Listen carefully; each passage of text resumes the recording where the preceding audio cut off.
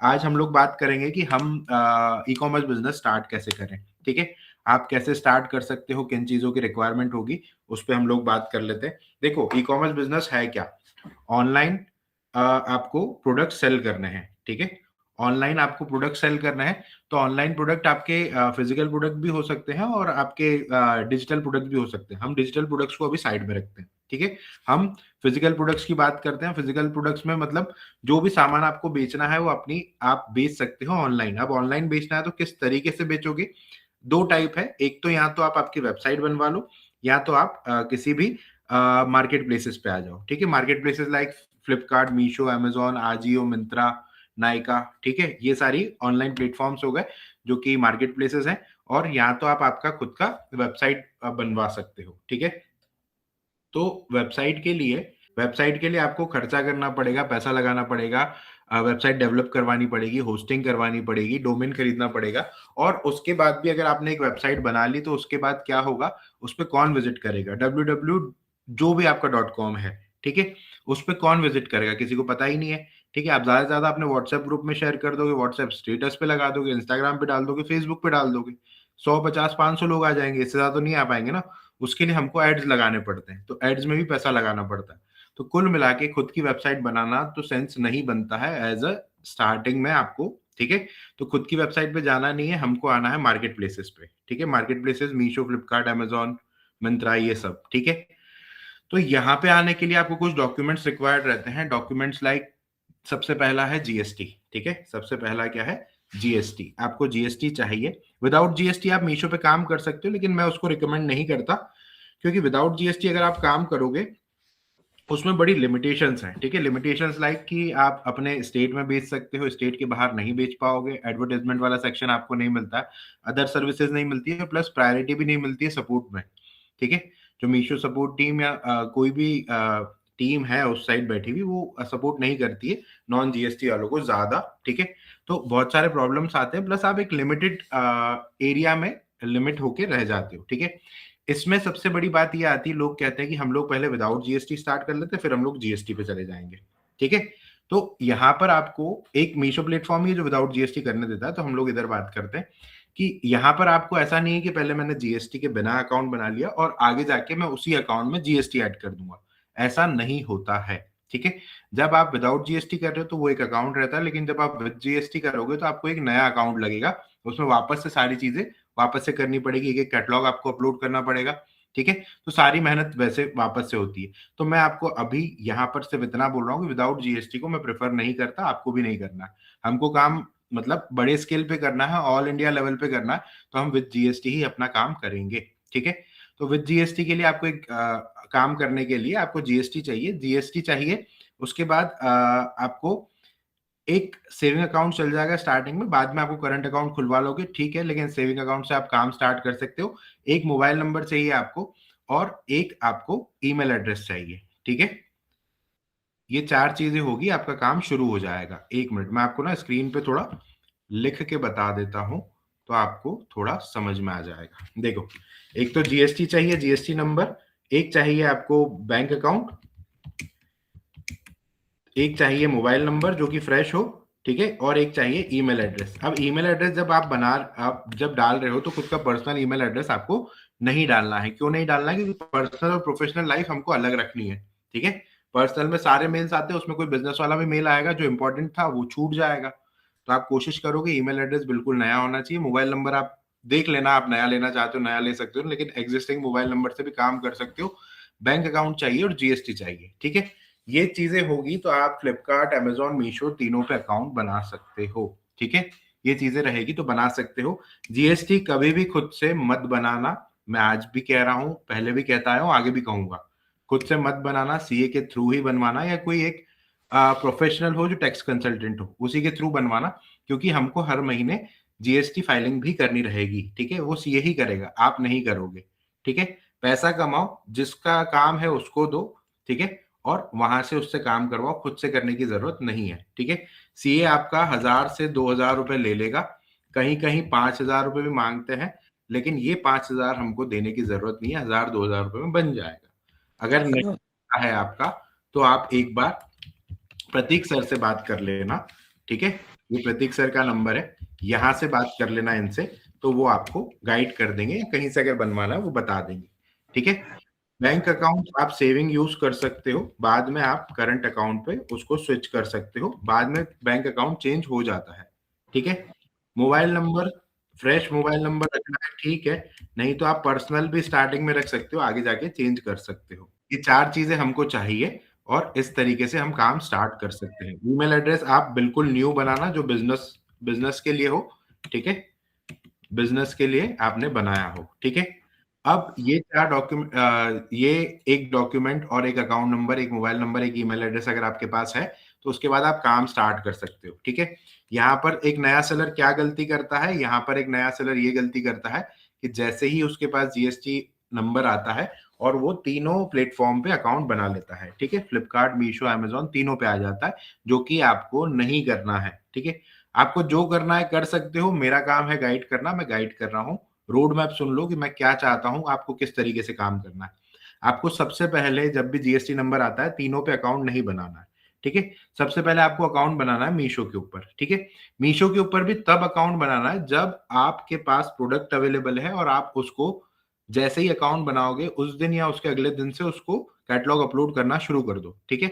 अगर आप अकाउंट बना के रख देते हो और कैटलॉग अपलोड नहीं करते हो, तो दिक्कत ये आती है कि आपका अकाउंट डेड होने लगता है। बहुत सारे ऐसे स्टूडेंट्स मेरे पास आते हैं जो बोलते हैं कि सर हमने अकाउंट 2 महीने पहले बनाया था, लेकिन अभी तक हमने उस पे कुछ भी नहीं किया। तो ये गलती आपको बिल्कुल भी नहीं करनी है। आपको हमेशा अकाउंट सिर्फ तब बनाना है जब आप प्रोडक्ट अपलोड करने के लिए रेडी हो, ठीक है। जब तक हाथ में प्रोडक्ट नहीं है तब तक अकाउंट नहीं बनाना है, ठीक है। सबसे पहले आप आओगे मीशो के ऊपर, मीशो के ऊपर अकाउंट बनाओगे। मीशो बहुत सिंपल है, ठीक है। मीशो सिंपल है ई कॉमर्स बिजनेस के लिए, एक बिगिनर के लिए, जहां पे कि आपका मीशो ही है जो आपका फाउंडेशन बनाएगा, जो आपको आपका बेसिक्स क्लियर करेगा, आपकी छोटी-छोटी चीज़ें जिनको आप समझ पाओगे, वो क्लियर करेगा। मीशो पे आने के बाद आपको एक प्लेटफ़ॉर्म को, मीशो को आपको 2, 3, 4 महीने देने हैं। अब आप में से कौन कितना जल्दी सीख सकता है उसको, समझ सकता है, वो आपकी समझ के ऊपर है। किसी को 6 महीने भी लग सकते हैं, किसी को 4 और किसी को 2 भी लग सकते हैं, ठीक है? मिनिमम 2 महीने तो लगेंगे, क्योंकि एक साइकिल है पूरा, प्रोडक्ट जाना, प्रोडक्ट आना, उसको मैनेज करना, रिटर्न्स मैनेजमेंट करना, 2 महीने तो मिनिमम लगेंगे ही लगेंगे। 4 महीने भी लग सकते हैं, 6 महीने भी लग सकते हैं, वो आपके ऊपर है कि आप कितनी जल्दी सीख सकते हो चीज़ों को। मीशो पे आने के बाद आपको काम करना 2, 4, 5 महीने समझ में आ जाता है, फिर फ्लिपकार्ट सीखना है, फ्लिपकार्ट पे जाना है। मीशो भी सीखने के बाद करना है स्टार्ट, उसके बाद 2-4 महीने दो, फिर फ्लिपकार्ट पे जाना। फिर फ्लिपकार्ट थोड़ा-सा टेक्निकल है, ठीक है? टेक्निकल एस्पेक्ट ज़्यादा है उसमें, उसमें चीज़ें थोड़ी-सी टिपिकल रहेगी, ठीक है? तो इसलिए बेसिक्स के लिए मीशो 2-4 महीने दो, साथ में फ्लिपकार्ट फिर सीख लो और फिर फ्लिपकार्ट पे जाओ। फ्लिपकार्ट पे 1-2 महीने दो, फ्लिपकार्ट को हैंडल करो, उसको पूरा सेट करो, उसके बाद अमेज़न सीखो और अमेज़न पे जाओ। क्लियर? गैप रखना है। अगर तीनों प्लेटफ़ॉर्म एक साथ कहीं से भी सीख रहे हो या कहीं से भी स्टार्ट कर रहे हो, तो एक भी प्लेटफ़ॉर्म समझ में नहीं आएगा, ठीक है? हर प्लेटफ़ॉर्म की अलग ऑडियंस है, अलग तरीके से आपको अप्रोच करना पड़ता है। डिफरेंट टाइप्स के प्रमोशन, सेल्स इवेंट वगैरह-वगैरह होते हैं। हमको एक-एक चीज़ को समझने में समय लगता है, ठीक है? अगर तीनों आपने मिक्स कर लिया, तीनों एक साथ दिमाग में चल रहे हैं और एक भी आप क्लियर नहीं कर पाओगे। समझ में आ रहा है? तो कोशिश करना कि तीनों पे आप ना जाओ, ये मेरा कहना है और यही सही है। बाकी आपकी जैसी मर्ज़ी, मैं मना नहीं करूँगा, बट नहीं जाना चाहिए।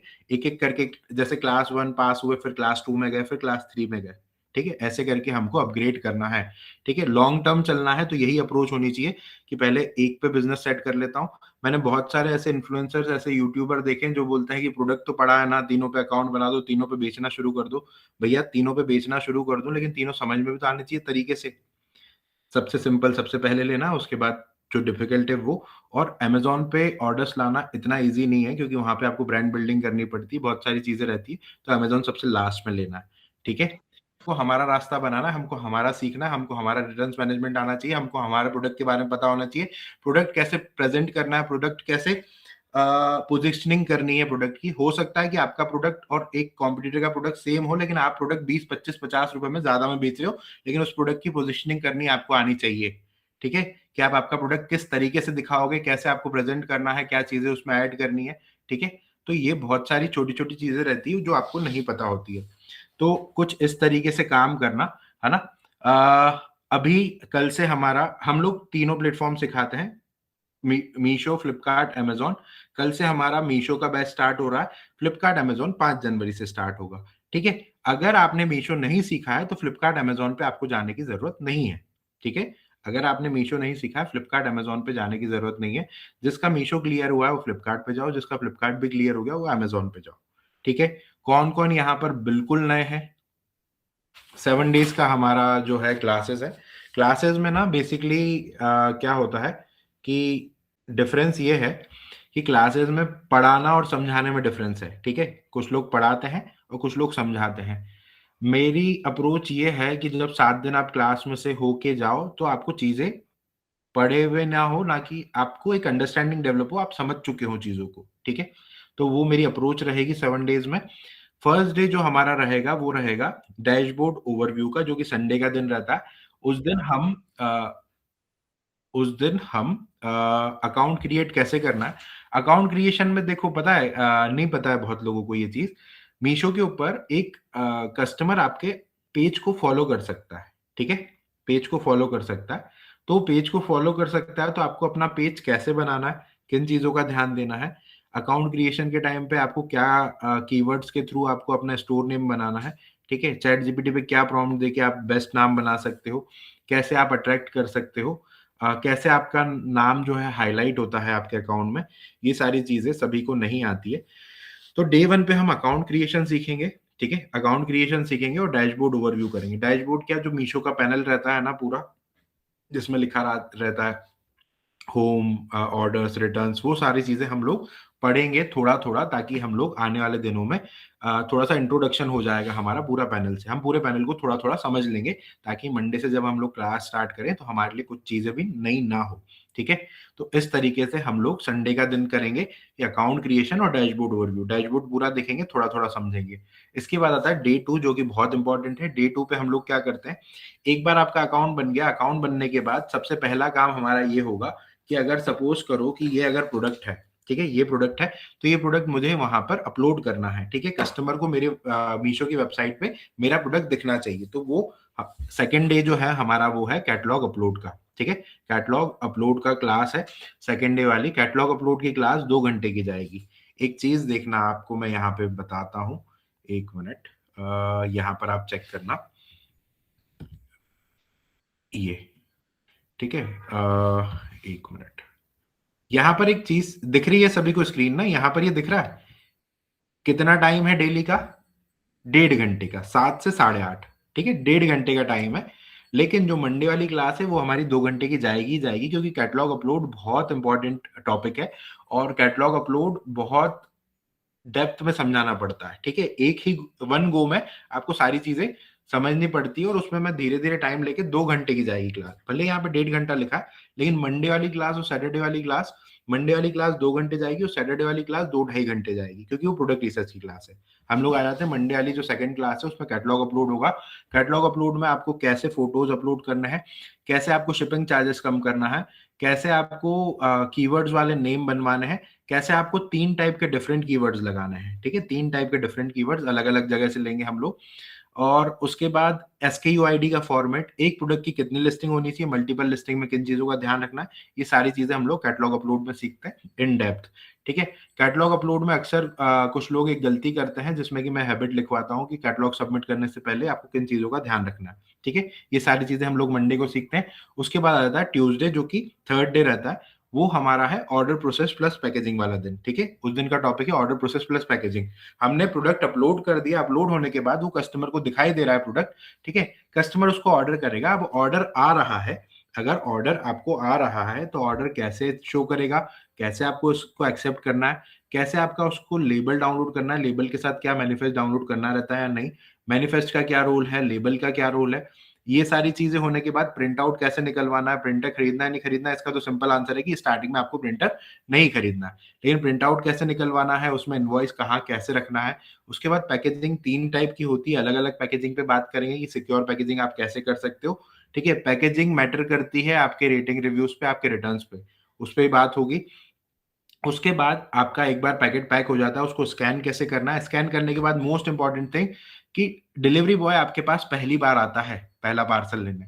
तो उस पहली बार अगर वो आ रहा है तो आपको किन-किन चीज़ों की रिक्वायरमेंट है, आप उससे क्या-क्या बातें करोगे, ये सारी चीज़ें हम लोग डिलीवरी बॉय से हमको क्या-क्या बातें करनी है, वो सारी चीज़। उसके बाद पैकेजिंग हमको कहाँ से खरीदनी है, ये सारा टॉपिक हमारा ऑर्डर प्रोसेस प्लस पैकेजिंग जो कि ट्यूसडे के दिन होगा डे 3 में, ठीक है? अब हमारा पैकेजिंग हो गया, हमने हैंडओवर कर दिया, हमने शिप कर दिया, हमने डिस्पैच कर दिया हमारा प्रोडक्ट। उसके बाद होता क्या है कि ये हमारा हो गया, उसके बाद आएगा डे 4 जो कि रिटर्न्स मैनेजमेंट वाला है। हमने एक बार पार्सल डिस्पैच कर दिया, या तो वो कस्टमर के पास जाएगा, कस्टमर उसको हमेशा के लिए रख लेगा प्रोडक्ट को, या तो कस्टमर उसको लेने से मना कर देगा, तो रिटर्न आ जाएगा, या तो कस्टमर उसको यूज़ करके रिटर्न करेगा। तो 2 टाइप के रिटर्न होते हैं, कस्टमर रिटर्न और एक कोरियर रिटर्न। कोरियर रिटर्न होता है आरटी और कस्टमर रिटर्न होता है जो रिटर्न कस्टमर ने किया। इन चीज़ों को हम लोग ब्रीफ में समझेंगे। रिटर्न्स मैनेजमेंट आना चाहिए, रिटर्न्स तो हर कोई ले लेता है कि रिटर्न आया, रख लिया। रिटर्न्स मैनेजमेंट में आपको रिटर्न ट्रैकिंग करना आना चाहिए। रिटर्न ट्रैकिंग में जब आप एक नए सेलर होते हो ना, तो आपको कुछ ऐसे नुकसान होते हैं जो आपको दिखाई भी नहीं देते और वो नुकसान करवाता कौन है? Delivery boy. स्कैम करते हैं वो लोग। अगर कुछ चीज़ें हैं उसमें हम लोग एक शीट मेंटेन करते हैं, हम लोग एक रजिस्टर मेंटेन करते हैं। आपको मैं वो पूरी शीट दे दूँगा कि आपको उस शीट में कैसे क्या-क्या फिल करना है ताकि आपको वो नुकसान ना हो, ठीक है? इन ट्रांज़िट में आपको आता रिटर्न ट्रैकिंग में आता है in transit, out for delivery, delivered, lost, return less refund और डिस्पोज़। डिस्पोज़ में बहुत सारे पार्सल जाते हैं लोगों के जहाँ पे वो उनको नुकसान हो जाता है, लेकिन नए सेलर्स को पता ही नहीं डिस्पोज़ होता क्या है, रिटर्नलेस रिफंड होता क्या है, ठीक है? आउट फॉर डिलीवरी में तो किन चीज़ों का ध्यान देना है। तो इसके लिए एक शीट बनानी पड़ती है, वो शीट मैं आपको उस दिन दूँगा, वेडनेसडे के दिन। उसके बाद एक एक एक एक्सपीरियंस हुआ था हमारे साथ जिसमें कि हमने एक रिटर्न रिटर्न आ रहा था एक प्रोडक्ट जिसपे कि हमको बहुत भरोसा था कि यार ये वाला प्रोडक्ट रिटर्न कैसे आ सकता है, ठीक है? तो उसमें हमने हमारी गलती फाइंड पहली बात तो हमने हमारी गलती फाइंड आउट की। ये इस पे मैं आ रहा हूँ, लेकिन मैं ये एक चीज़ आपको बीच में ये बोलना चाहता हूँ कि आप लोग ना कभी भी ये मत सोचो कि हमेशा कस्टमर गलत है। हो सकता है कस्टमर गलत, मैं मना नहीं कर रहा हूँ, लेकिन अपनी गलतियाँ भी ढूँढो। वहाँ पे हमको एक पहली सीख मिली थी कि हमारी गलती थी और हम ये सोच रहे थे कस्टमर रिटर्न कर रहा है। तो वो गलती क्या थी? उस गलती को हमने सबसे पहले तो हमने फाइंड आउट ही नहीं किया। हमने पहले ही कस्टमर को उल्टा-सीधा बोला कि कस्टमर ऐसा, कस्टमर वैसा। 2, 4, 5 दिन बाद जब एक चीज़ हमारे सामने आई तो हमको लगा कि यार हमसे ही गलती हो गई थी, ठीक है? उस गलती को पहले फाइंड आउट किया, फिर उस गलती पे काम किया और उस गलती को ठीक किया और रिटर्न्स कम हो गए, समझे? तो रिटर्न्स मैनेजमेंट में 1-2 एक्सपीरियंस ऐसे बताऊँगा जिससे कि आपकी एक अंडरस्टैंडिंग बनेगी कि हो सकता है आपका प्रोडक्ट अलग हो, आपकी प्रॉब्लम अलग हो, आपकी प्रॉब्लम आप फाइंड आउट कैसे करोगे, कितने अलग-अलग एस्पेक्ट से आप उसको देखोगे, अलग-अलग नज़रिए से देखोगे अपने प्रोडक्ट को, अपने कैटलॉग को कि कहाँ आपसे गलती हो गई है, उस गलती को ठीक करोगे, आपके रिटर्न्स कम हो जाएँगे, ठीक है? या तो फिर आपका प्रोडक्ट ही खराब है या कुछ ना कुछ कन्वे नहीं कर पा रहे हो या तो कस्टमर को, ठीक है? बहुत सारी चीज़ें होती हैं, कुछ-कुछ जगह कुछ-कुछ प्रोडक्ट्स ऐसे रहते हैं, जहाँ पे कि आपको एजुकेट भी करना पड़ता है, कुछ पेपर डालना पड़ता है कि सर इसको ऐसे यूज़ करना, इसके साथ ऐसे बर्ताव करना प्रोडक्ट के साथ, ठीक है? ये सारी चीज़ें। तो ये रिटर्न्स मैनेजमेंट में हम लोग पढ़ेंगे। अब एक बार आपका प्रोडक्ट रिटर्न आया, ठीक है? अब उसको मैनेज कैसे करना है, उसकी शीट कैसे बनानी है, शीट बनाने के बाद अगर प्रोडक्ट में कुछ डैमेज आता है, कुछ रॉन्ग रिटर्न आता है, आइटम्स मिसिंग आते हैं, तो उसका क्लेम कैसे लेना है, ये आता है डे 5 जो कि थर्सडे का दिन रहता है, क्लेम सपोर्ट और इन्वेंटरी मैनेजमेंट का, ठीक है? क्लेम्स कैसे लेना है, टिकट कैसे रेज़ करनी है, वीडियो कैसे बनाना है, फ़ोटो कैसे अपलोड करना है, किन चीज़ों का ध्यान देना है।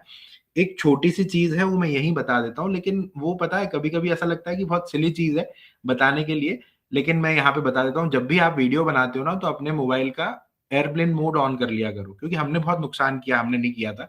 हम लोग जब भी रिटर्न में वीडियो बनाना होता था, हम वीडियो बनाते थे, किसी का फ़ोन आता था, वीडियो कट जाता था। इन डिटेल हम लोग वहाँ बात करेंगे अगर आपको नहीं समझ में आ रहा है।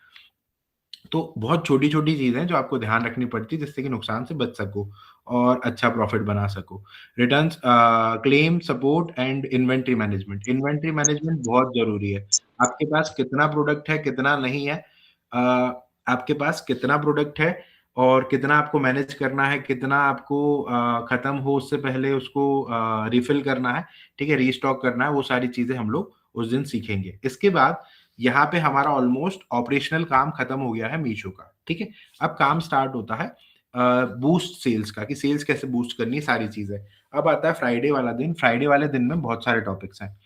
Payments, quality score, warehouse, influencer marketing, promotion, advertisement, उसके बाद बिज़नेस डैशबोर्ड, सेलर इनसाइट, ठीक है? ये सारी चीज़ें हैं। पेमेंट्स वाले सेक्शन में कुछ आदतें होनी चाहिए जिसकी वजह से कि आपको वो हैबिट्स रखनी चाहिए, मैं बताऊँगा उसमें। पेमेंट सेक्शन में हम लोग चेक करेंगे पेमेंट्स कैसे क्या आता है, कैसे आपको सारी चीज़ें देखनी है, कैसे आपको जीएसटी रिपोर्ट डाउनलोड करनी है, कैसे आपको रिकवरी और कंपनसेशन एंड रिकवरी में चीजें चेक करनी, क्या कट ज्यादा पैसा कट रहा है, कंपनसेशन पूरा मिल रहा है, ये सारी चीजें। इसके बाद आता है क्वालिटी स्कोर।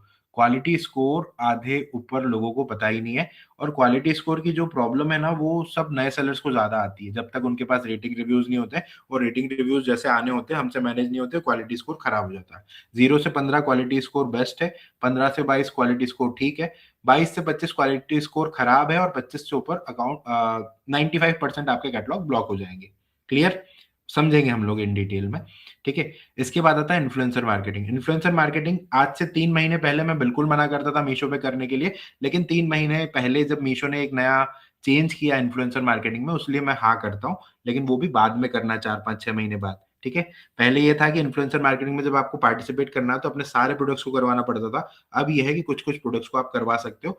कुल मिला के कंट्रोल अब हमारे हाथ में, पहले हमारे हाथ में था नहीं। तो इन्फ्लुएंसर मार्केटिंग को हम लोग डिटेल में समझेंगे। इन्फ्लुएंसर मार्केटिंग, अगर आप में से कोई कंफ्यूज हो रहा हो तो मैं बता देता हूँ। आपने इंस्टाग्राम और यूट्यूब पे रील्स देखी होगी जहाँ पे कि अलग अलग इन्फ्लुएंसर्स आके मीशो का प्रोडक्ट प्रमोट करते हैं, सभी ने देखी है। मीशो का प्रोडक्ट प्रमोट करते हैं कि मैंने मीशो से ये मंगवाया है, आपको भी चाहिए तो कमेंट में लिंक लिखो, मैं आपको लिंक दे दूंगा, दे दूंगी, जो भी है। ठीक है। तो उसमें हम हमारा प्रोडक्ट कैसे पार्टिसिपेट करवा सकते हैं, कैसे हम वहां से अच्छी सेल ला सकते हैं, और कब हमको उसको करना है। ठीक है, मोस्ट इंपॉर्टेंट, कब करना है। ठीक है, उस चीजों पे बात करेंगे। उसके बाद आता है एडवर्टाइजमेंट। एडवर्टाइजमेंट आपको स्टार्टिंग में नहीं चलानी होती, क्योंकि ऑर्गेनिक ग्रोथ आपके रुक जाएगी। लेकिन वो कब चलानी है, कितनी चलानी है, कौन सा दिन होना चाहिए, सीपीसी पे चलानी है, कॉस्ट पर क्लिक, या सीपीओ पे चलानी है, cost per add order, ROI वाला। ठीक है, उसके ऊपर हम लोग बात करेंगे। एड्स कब चलानी है, कितनी चलानी है, कैसे चलानी है, कौन से दिन चलानी है, क्या टाइम होना चाहिए। ठीक है। उसके बाद आता है प्रमोशन। प्रमोशन में sale event, flash event, daily deals और फ्लेक्सी ग्रोथ ऑफर, जो कि बहुत इंपॉर्टेंट है। फ्लेक्सी ग्रोथ ऑफर में हर किसी को काम कर, नया है फ्लेक्सी ग्रोथ ऑफर, 3 महीने हुए हैं, लेकिन हर किसी को उसमें काम करना नहीं आता। सेल इवेंट, सेल में पार्टिसिपेट करना होता है। किस तरीके से आप सेल में पार्टिसिपेट करके सेल ला सकते हो, उसमें मैं एक लूप होल क्रिएट करना बताऊंगा। ठीक है। कुल मिला के मीशो को हम पागल बना के वहां से ऑर्डर्स लेंगे। समझे? ठीक है।